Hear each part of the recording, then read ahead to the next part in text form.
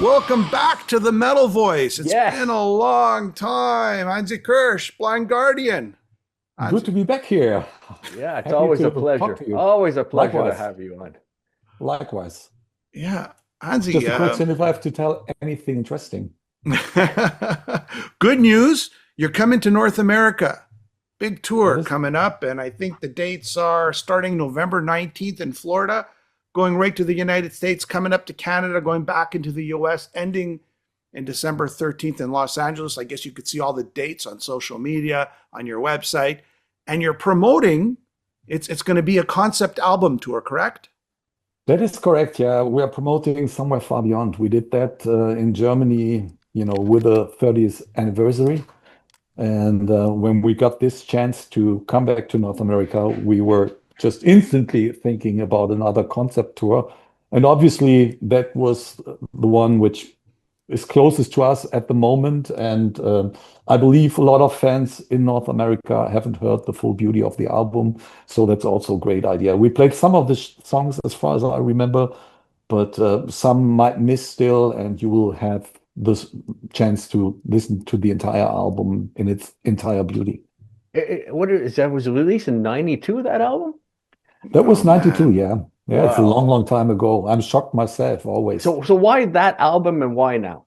It was, as said, back a few years ago when we had the 30th anniversary of that album, we decided to promote that in Europe. That was still during the Corona pandemic, and Mm, we haven't had an idea exactly, how big we could go in terms of venues because there was a lot of postponing and cancellation Right. stuff.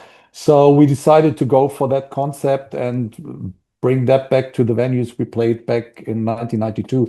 So we had smaller capacities. We felt there would be a bit better chance to, realize that at the very end. And yeah, we wanted to bring back the magic of this era with the album. So that was the idea back then.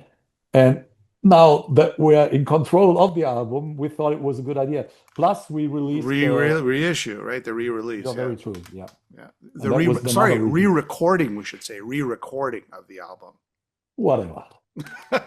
well, Now you've well, got control. That's what matters. and that's what it comes down to, right? When you re-record an album, the bands get control of, the masters and all that fun stuff, right?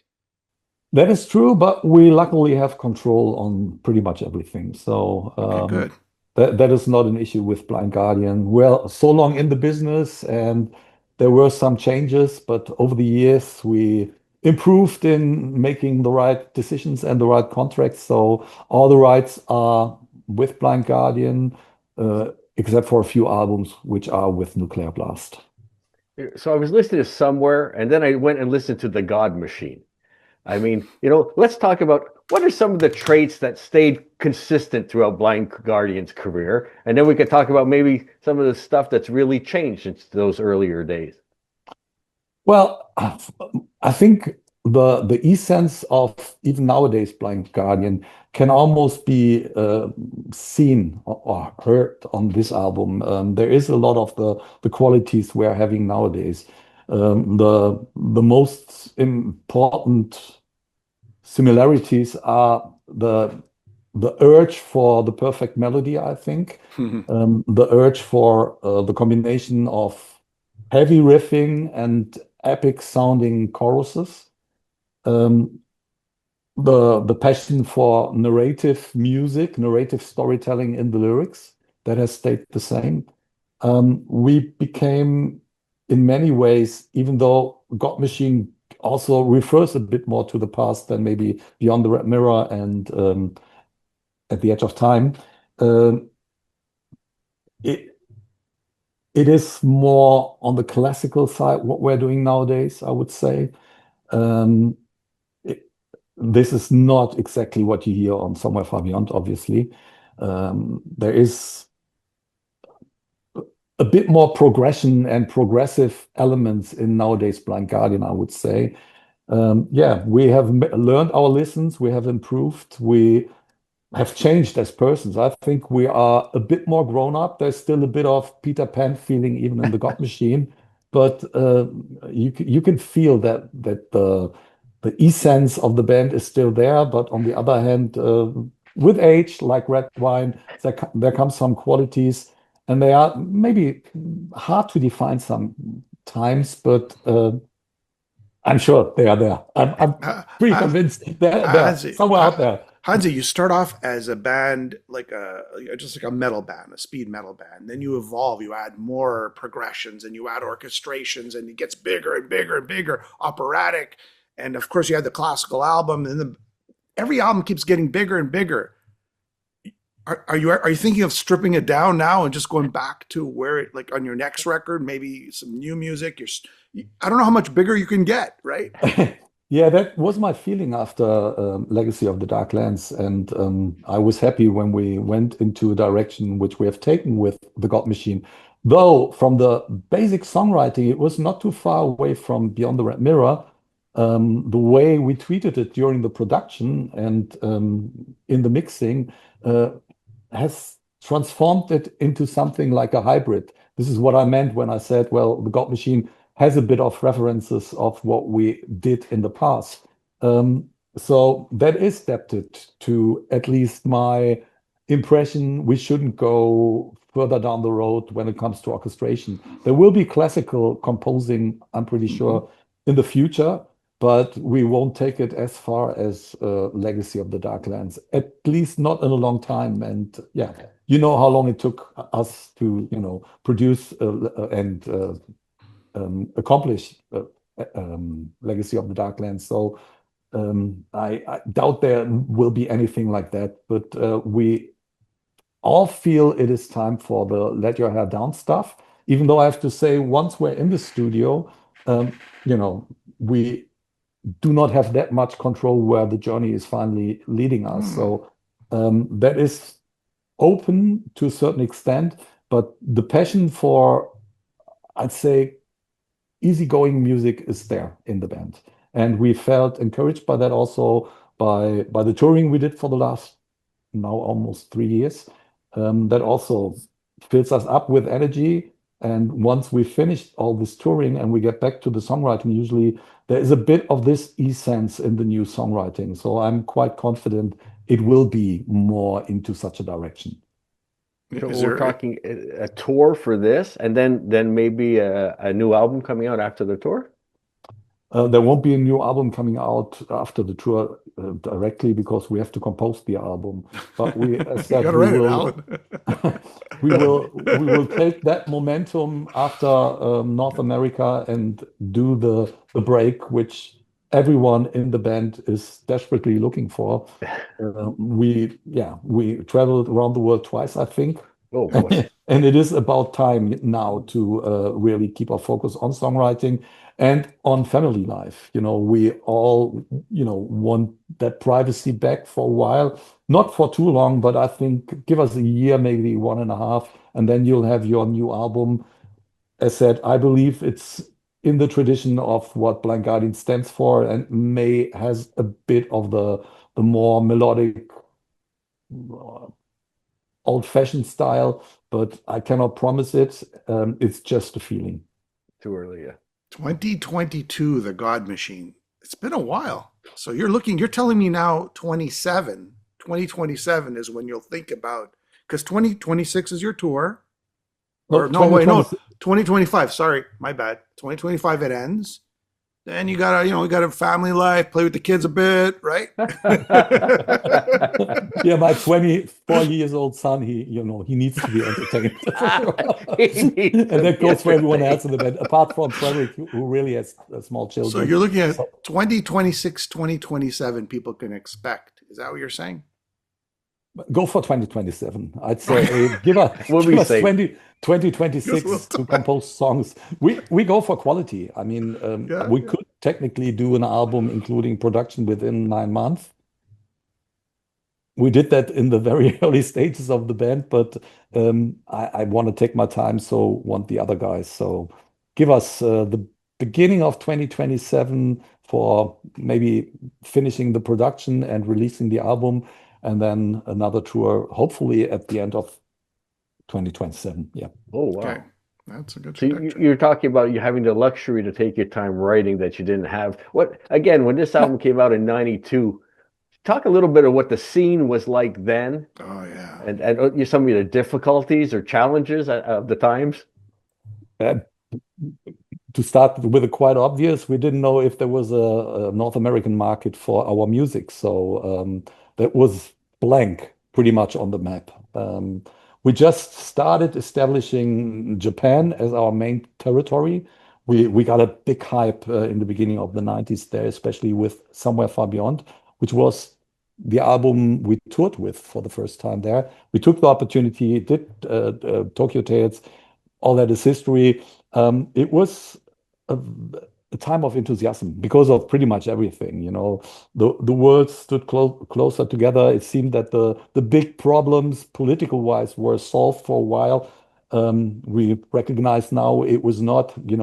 It's an evolving moment history, and that continually goes on. But back then, it was very a time of optimism. Germany has had his unification. We Oh had yeah. the Iron Curtain coming down and all this stuff. So uh, we were in a good mood, and the the career of Blind Guardian was somehow still vague in terms of success, but you could figure that there was a lot of things going on around us, and we felt that we owned the world, and yeah, that's also adapted to youth. I think we were not that young anymore. I was 26 back then. But yeah, it's different than nowadays, I have to say. Hansi, I remember back in like 90, 92, you were like the only band really that was still very few bands were coming out with speed metal, at least in Yeah, North America, right?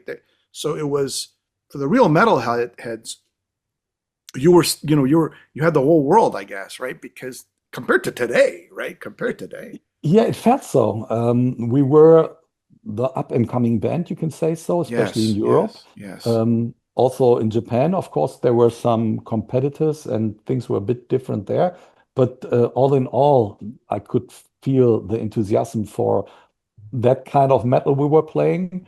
And there were only a handful of bands, playing the same style, and even that is very vague because they all were different, like Iced Earth, Sanctuary, Gamma Ray. These would be bands coming into my mind immediately, and they all did quite well, but we probably have been the ones with the momentum.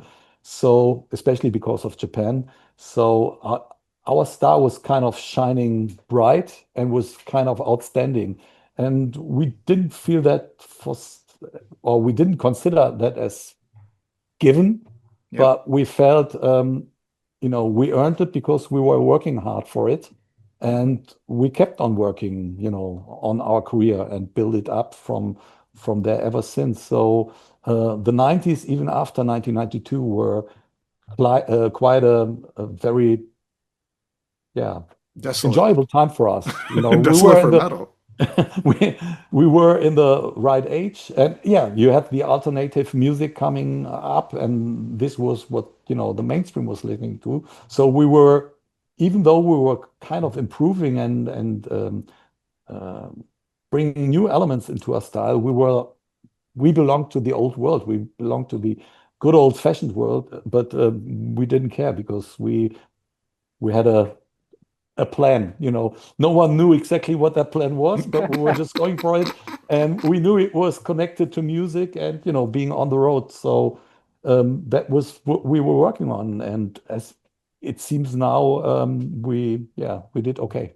Yeah, I think you did okay. Yeah. So you were seeing the progression at the time, and it was positive at this. It wasn't a negative experience. So No, no, not at all. I yeah, mean, of course, there were obstacles and not everything was shiny, but for that's most of the life. time, that is life. Exactly. That is the same now. You have to keep up the optimism, but back then, even though there were like, the second Gulf War and stuff like this coming in at around the same time, it was an age of optimism. So it was quite different Yeah. because everyone felt related. The scene was very close, so Especially in the beginning, most fans were also friends, and of course that changed after a while when we, toured through Europe, and obviously the people coming didn't know us at that point, and it was obvious that also in our home territory, more and more people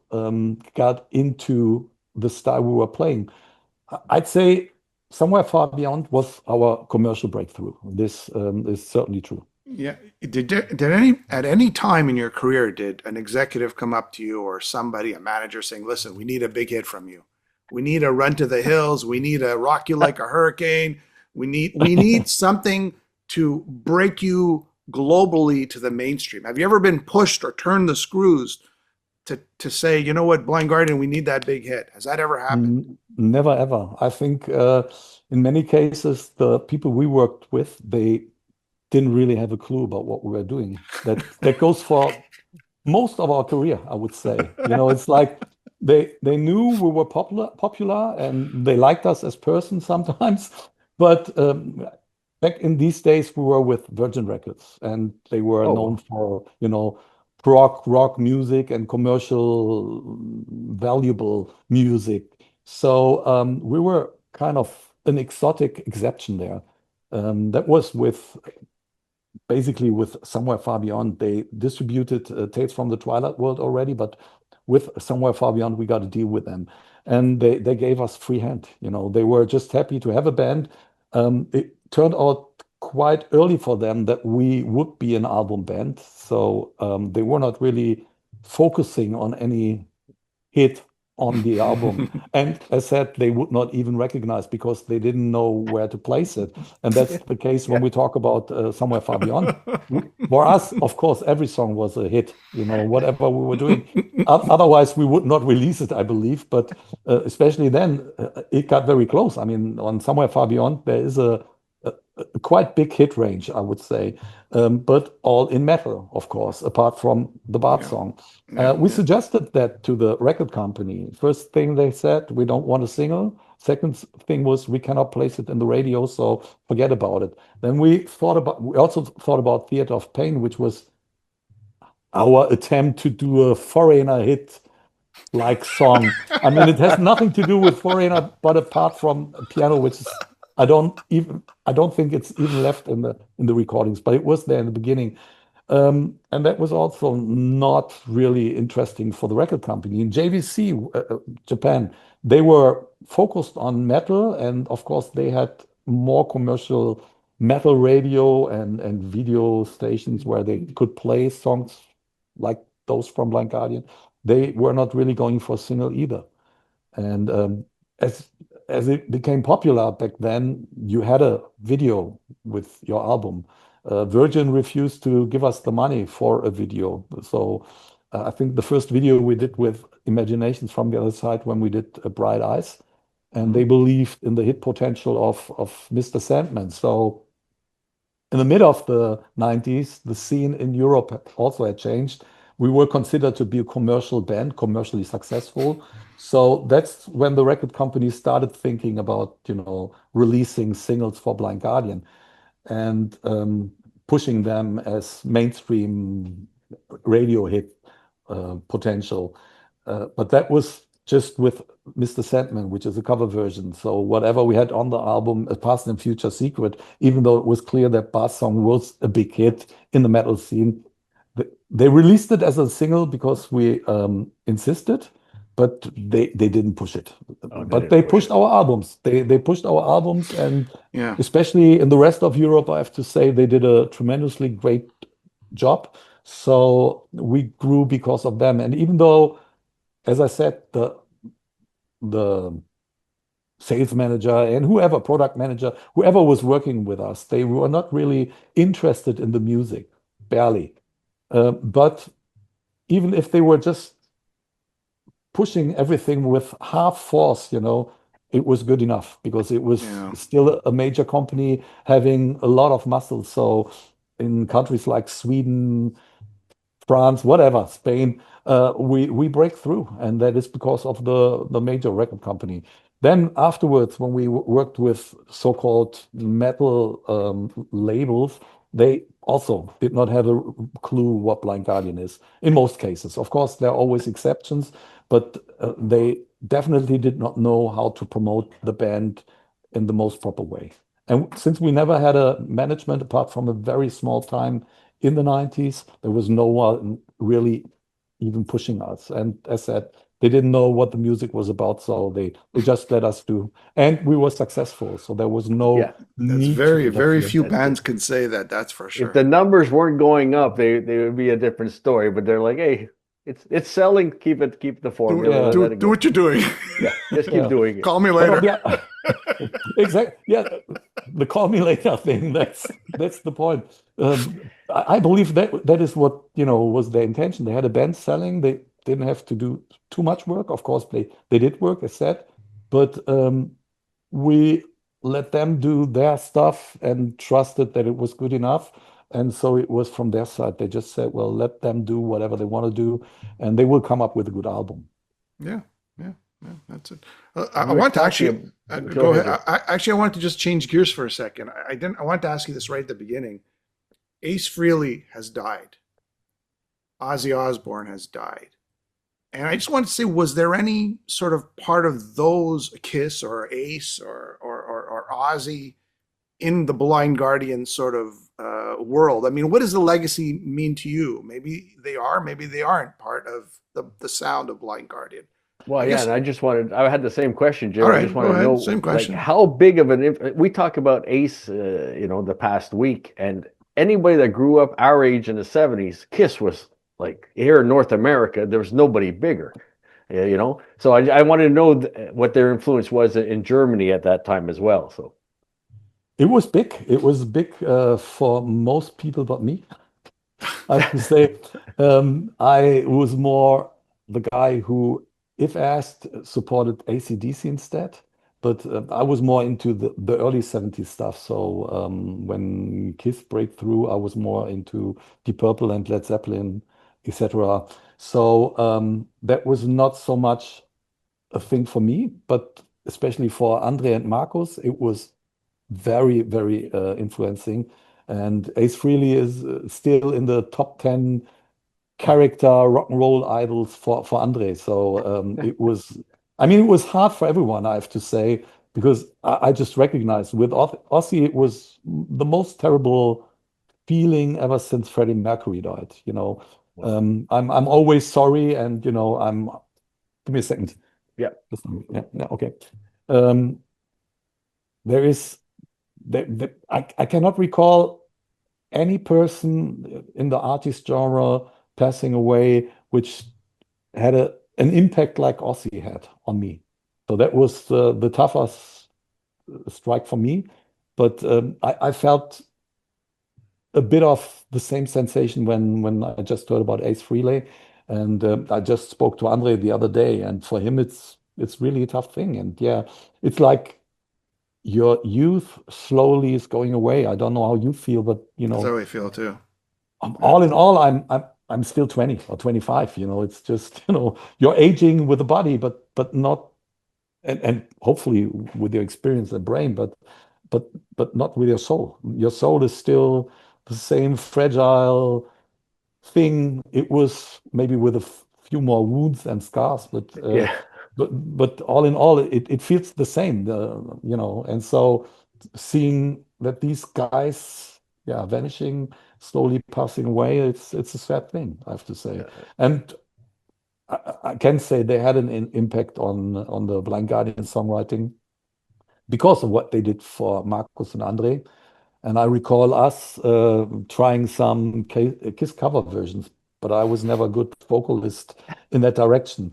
So yeah, we skipped the idea. But there was the song "Watching Me"? Yeah, what? Yeah. It's "Watching You" or "Watching Me"? I don't know. But that was one of the songs we did some proper rehearsals with and some pre-recordings. And yeah, you can see my son is 24 years old, and he started with Kiss. That was Oh, his first cult band, to say so, when he was, I don't know, 7 or 8.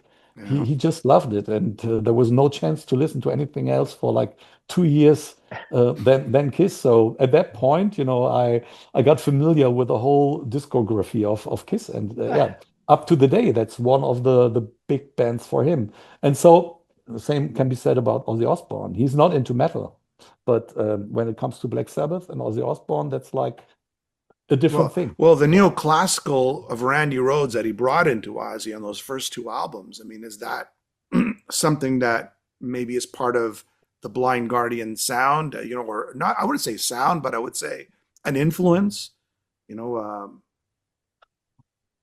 Not so much, no. okay. Maybe Okay. All right. maybe that is, without, recognizing it, Yeah, yeah, one of subconscious. the driving forces, for us to go into such directions. But when it comes to Ozzy, it's the melodies, it's the almost all the time positive vibe, even in the darkest, the scenographic aspects they have in their music. Um, yeah, you name it, all that stuff. The way he's pronouncing, the way he he performs vocally, the way he was performing on stage also, because it was very unique. And that was more than just, a role model. It was really something to look up to, despite all the other things he did, and which, yeah, he saw it all. So uh, uh, Black Sabbath goes beyond, or Ozzy Osbourne beyond these elements. It's more this the essence of their music is very important for, I would say, almost every metal band. Yeah. And yeah, you wish to have songs like they did, Yeah. and that goes through all the career. I mean, I would lie if I say Heaven and Hell is not as good as Black Sabbath, for instance, as a song.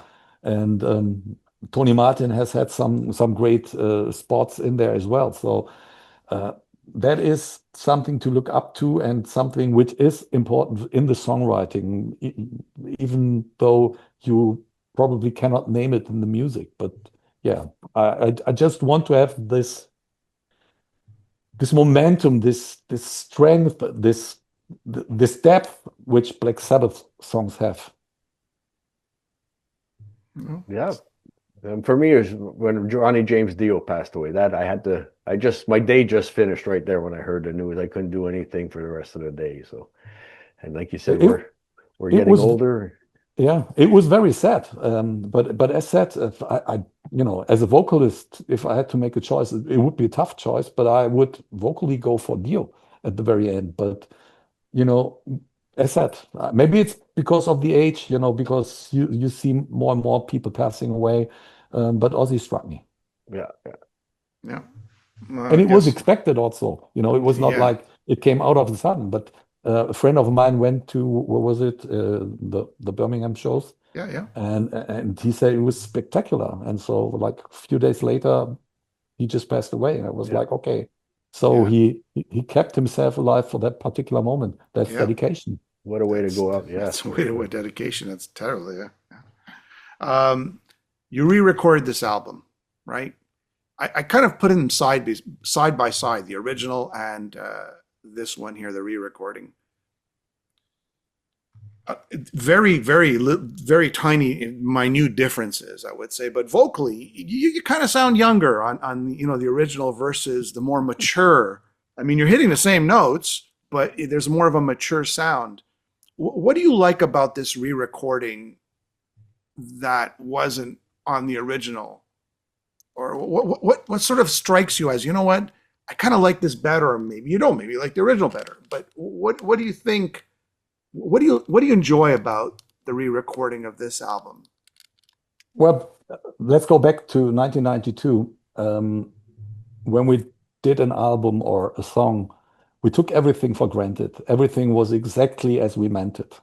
So there was no discussion about, changing things. Of course, you improved things in the studio, but still, everything was done on a general intention to be honest and to be truthful to the song, because that's the way we felt it. That's the way we, finally recorded it. Then in between Somewhere Far Beyond 1 and Somewhere Far Beyond 2, there are like 30 years, a bit more. We and I especially forgot a lot, and there's a misconception about the album in many ways. So to make our life easier on the road, we changed things in the songwriting, and of course, no one could recall we did. Like we slowed down "Time What Is Time" when Tom was still in the band by, I don't know, 5 beats or so. So it was more doable for a run on tour, and things like that. Minor things, but one by one they,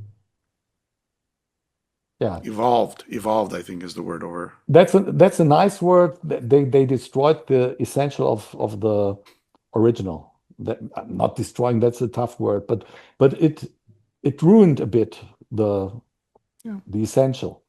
And when we were preparing ourselves for this tour, of course, we referred to the original a bit more.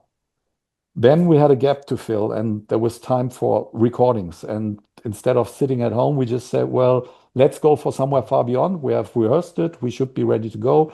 We want to do a version which reflects Blind Guardian doing Somewhere Far Beyond in 2021-22. That was the original intention. And then we compared. We just listened back to what we really did back then and what we are doing nowadays. And since the first idea was to have a new version which really is reflected in 2022, we just recognized if we do this as we are intending to do it, the album will lose a lot of the magic. So we had to come up with a hybrid, something which reflects truthful to 1992, but also contains whatever we felt necessary in changes or whatever we felt necessary or capable in doing, because of course our qualities have changed over the years. So on a second step, we focused on that. And then at a third step, we compared that again with what we have had in the beginning. And when we felt that the new one was still lacking something the original had, we were still more referring to what we did in 1992. That's the reason why we have an album which has the essence of 1992. It was a progress during the production, which we felt necessary. We've made that same experience with And Then There Was Silence, which we did a re-recording like 10 years after we originally recorded it. The point is that the original belongs to a certain era, and to a certain point, it is always valuable to keep it there because then you are the closest. But since we were on the adventure already, we thought, well, then let's do this in the most and best possible way doable, in doing both, having, a new album and paying really tribute to what we did back then. It was sometimes for me even that I, had completely different phrasings. That is adapted to the simple fact that back then my timing was worse than it is nowadays. So I'm more on the band nowadays. But the magic was lying in what I did back then. So I had to refer to that. And that's the same with the phrases of words and stuff like this. It was a trial and error thing at the very end. But I also feel that we came up with a nice, slightly different version in comparison, still very enjoyable to hear. Well, I agree with that. I think it's got a sound, a production of today. With this, the songs sound great if you ask me. I think you did a great job, and you hit all the notes. I mean, in fact, your voice it's gotten better actually. It's more mature. It's deeper. It's darker. Where like when you're anyone who's younger, it's usually thinner and there's a different element to that voice as you age, right? Yeah. And I agree. you sound great, man. It's like I think you did a great. I'm pretty sure during the recording you're saying, "Holy crap, did I do that?" That I said a lot of times in terms of what I did. Like in Bart song, there is one phrase which is completely out of time, I would say.